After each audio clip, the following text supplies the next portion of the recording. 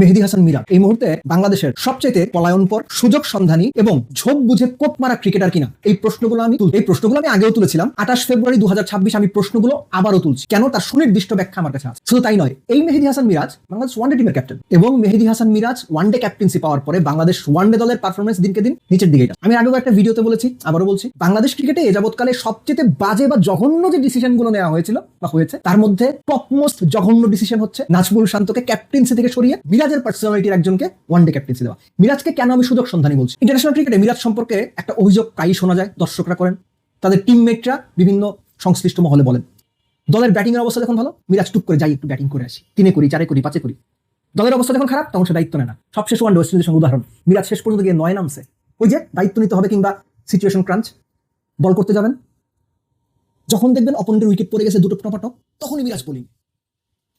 One day হওয়ার পরে এই অভ্যাস আরো বেড়েছে এবং সবচেয়ে ভয়াবহ জায়গা ঘরোয়া ক্রিকেটেও এই অভ্যাস মিরাজ টেনে এনেছেন।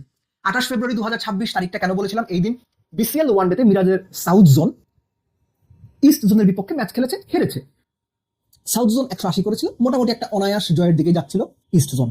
সৌম্য পরপর 2 ওভারে 2 উইকেট নিয়ে ম্যাচটাকে জমিয়ে তুলেছিলেন। ওই সময়ে স্ট্রাইক বোলার এনে অপোনেন্টকে অল আউট করে দেওয়ার ঝুঁকি কিংবা ক্যালকুলেটিভ রিস্ক নেওয়ার বদলে মিরাজ নিজে বোলিং আসলেন এবং সবাইকে অবাক করে দিয়ে তিনি বল করে গেলেন। যখন সবাই এক্সপেক্ট করছেন স্ট্রাইক বোলার আসবে, উইকেট নিয়ে অপোনেন্টকে গুলিয়ে দেওয়ার চেষ্টা হবে, না, মিরাজ নিজের নাম্বার ঠিক রাখতে চেয়েছেন। নাম্বার মানে কি বোঝাতে চাইছি? 10 ওভার 40 রান, 1 উইকেট 2 উইকেট, আমার তো ভালো হলো। এটা স্বার্থপরতা, এটা সম্পূর্ণ রকম ভাবে নিজের কথা চিন্তা করার চূড়ান্ত রকম স্বার্থপরতা, দলের স্বার্থবাদ দিয়ে। ঠিক এই মিরাজ বাংলাদেশ ওয়ানডে টিমের ক্যাপ্টেন এবং ন্যাশনাল টিমের পক্ষেও, ন্যাশনাল টিমের জার্সিতেও সে একই কাজটা করে। দলের অবস্থা ভালো, যাই একটু ব্যাটিং করে আসি, 3, 4, 5, যেটা আমি আগেই বলছিলাম। যে প্লেয়ার ওয়ানডে ক্রিকেটে দেশের ক্যাপ্টেন, ডোমেস্টিক ক্রিকেটে সে যখন নিজের স্বার্থের বাইরে কিছু চিন্তা করতে পারে না, ওই প্লেয়ার কাছ থেকে কি এক্সপেক্ট করবেন? মিরাজ বাংলাদেশের সিনিয়র মোস্ট প্লেয়ারদের একজন। আপনি যদি সবশেষ 12-13টা ওয়ানডে দেখেন, মিরাজ 3, 4, 5, 6, 9 নম্বরও ব্যাট করছে।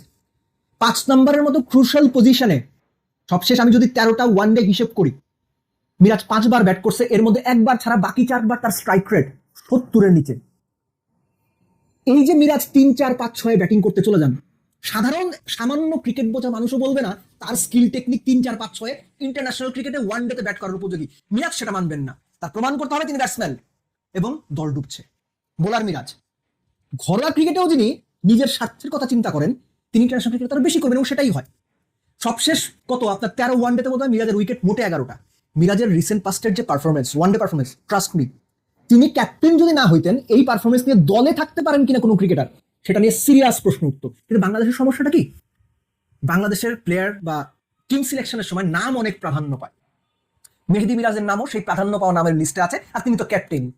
কিন্তু মিরাজের এই যে পলায়নপর মানসিকতা, স্বার্থপর মানসিকতা, দলের স্বার্থের চাইতে বেশি নিজের স্বার্থ বড় করে দেখা এবং দলের সুসময়ে অন্যদের ভুলে নিজের পারফরমেন্স ধরে রাখার জন্য যা খুশি তাই করা। স্পেসিফিক্যালি আবারও বলছি, ওয়ানডে ক্যাপ্টেন্সি পাওয়ার পর যেভাবে মিরাজ নিজের ব্যাটিং অর্ডার বদলে বাংলাদেশের মিডল অর্ডারকে আনস্টেবল করে দিয়েছেন, এগুলো চূড়ান্ত স্বার্থপরের উদাহরণ।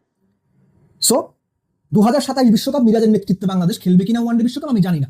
যদি খেলে আপনি ভরাডুবির জন্য প্রস্তুত থাকতে পারেন, যদি না মিরাজ নিজেকে বদলায়। মিরাজের 1 বছরের ক্যাপ্টেন্সি টেনিউরের কতটুকু বাকি আছে আমি জানি না। পাকিস্তান সিরিজ আমরা দেখতে চাই মিরাজ কি রোল প্লে করেন। যদি সেই আগের রোল প্লে করে আসেন, ওই স্বার্থপরের রোল, দলের ভালো অবস্থায় টুকটুক করে ঘাড়ে ব্যাট নিয়ে ব্যাট করতে চলে যাওয়া, দলের অপোনেন্ট চাপে পড়েছে তখন বল করতে চলে যাওয়া, এগুলো যদি কন্টিনিউ করে, ভাই মিরাজের ক্যাপ্টেন্সিতে আপনি বাংলাদেশ ওয়ানডে টিম ভালো করবে এটা এক্সপেক্ট করতে পারেন না। কেন করতে পারেন না? সবশেষ 6 ওয়ানডে সিরিজের মধ্যে বাংলাদেশ 5টা সিরিজ হেরেছে। চ্যাম্পিয়ন্স ট্রফির পর শান্ত ছেড়ে দেওয়ার পরেও একই ধারাবাহিকতা বিদ্যমান মিরাজের সময়ে। শুধু তাই নয়, দলের পারফরমেন্স ডাউনগ্রেড। না নিজের পারফরমেন্স দিয়ে, না মোটিভেশন দিয়ে দলকে মিরাজ উজ্জীবিত করতে পারছেন, এমনকি নিজের স্বার্থপরতার কারণে দলের মধ্যে আরো বেশি অসন্তোষ তৈরি করছেন মেহেদী হাসান মিরাজ। এবং এইভাবে যদি চলতে থাকে, বাংলাদেশ ওয়ানডে টিমের কাছ থেকে মিরাজের অধিনায়কত্বে আপনি ভালো কিছু প্রত্যাশা করতেই পারেন না।